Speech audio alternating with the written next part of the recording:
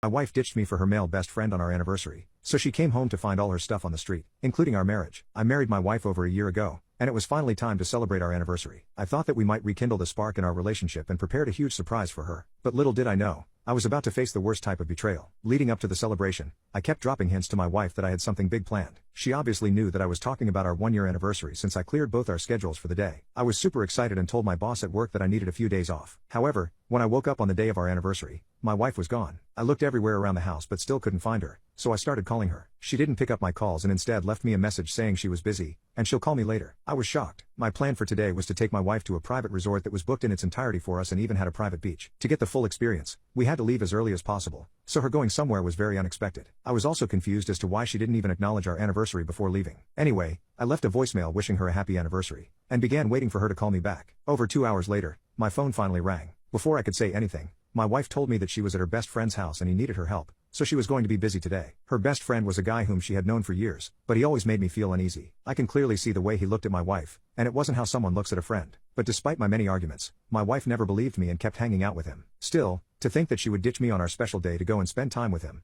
I was understandably furious. I clearly told her that I wasn't okay with this, and that she needed to come home right away. To my absolute shock, she said she knew this would be my reaction, which is why she left before I woke up. Then she proceeded to say that she isn't coming home until tomorrow, and I just needed to come to terms with it. My best friend needs my help, which is more important than some stupid anniversary. That's the last thing she said before hanging up the phone, and all my calls after that went straight to voicemail. I couldn't believe this was actually happening. I had planned a really special surprise for my wife, but she would rather spend time with another man, and she even called it a stupid anniversary after I put in so much effort. It sucked, but I didn't know what kind of emergency this guy was in, so I decided to wait and see. A few hours later, I noticed that my wife's best friend had posted a photo on Instagram. It was a selfie of him chilling on the couch, and my wife was kissing his cheek. The caption of the post said, "Soulmates spending their special day together." I was horrified. I was over here alone, lamenting the fact that I just lost thousands of dollars on the private resort, and my wife was over there kissing another man. Was this the emergency that he needed help with? And it was so important that my wife bailed on our anniversary? The comments under their post asking if her husband was okay with this were rubbing salt in the wound. A whole year of marriage went down the drain, just like that. She didn't even bother hiding her lies anymore. I somehow managed to not break down crying,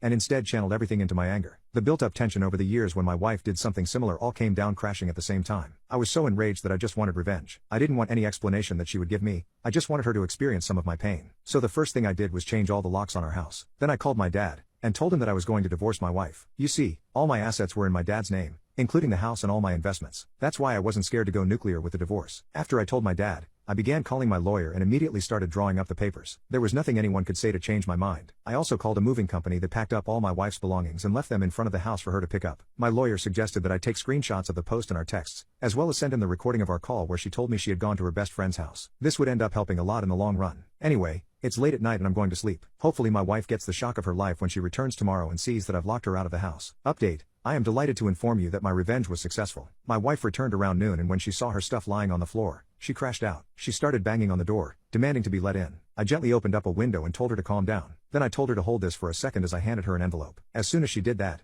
I closed the window and yelled, "You've been served with the divorce papers. Any further communication needs to go through my lawyer." Her face dropped like she just got a heart attack. She instantly went through the 5 stages of grief and started saying, "You're divorcing me? Why on earth would you do that? Is it because I left you alone on our anniversary? Oh my God. Stop being so dramatic. I told you there's a good explanation for that." After a certain point, I just put on headphones and listened to music because I knew my front door camera would record everything she says. She even admitted that she did indeed sleep with her male best friend a couple times when I made her angry. I think she was trying to piss me off, so that I would open the door and attack her, but she just gave me a ton more evidence for the divorce. Anyway, I'll keep you guys updated. Update 2, the divorce is over, and things turned out even better than I thought. When I kicked my wife out, she asked her male best friend for help. He let her stay in his house and even accompanied her to all the court meetings. However, his facade of actually caring about my wife quickly faded. Both him and my wife were shocked to find out that I own no real assets except my 401k, which only had a few $1,000s in it. This basically meant that my wife was walking away after the divorce with nothing but the stuff I had left for her on the street. She broke down crying and tried to hug her best friend, but even I was surprised when he pushed her away. He yelled at her, "How can you be so dumb to not confirm that his money was eligible to be split in the divorce?" He said a lot more unsavory things, but I'll get to the bottom line. Basically, he was only messing with my wife because he thought she would inherit a large sum of money when she divorced me, and he would get to use that money whenever he wanted. Now that she was a single, poor woman with sense to her name, he had no more use for her. My wife's expression when she realized she had been used made my heart ache, but I was way past feeling sorry for her. I guess she really got what she deserved. I had already told her parents about the cheating, and they didn't want anything to do with her. She lost her loving husband who would have done anything for her, as well as her high-class life. Meanwhile, I'm on a vacation in Bali with my new girlfriend, and I don't regret anything.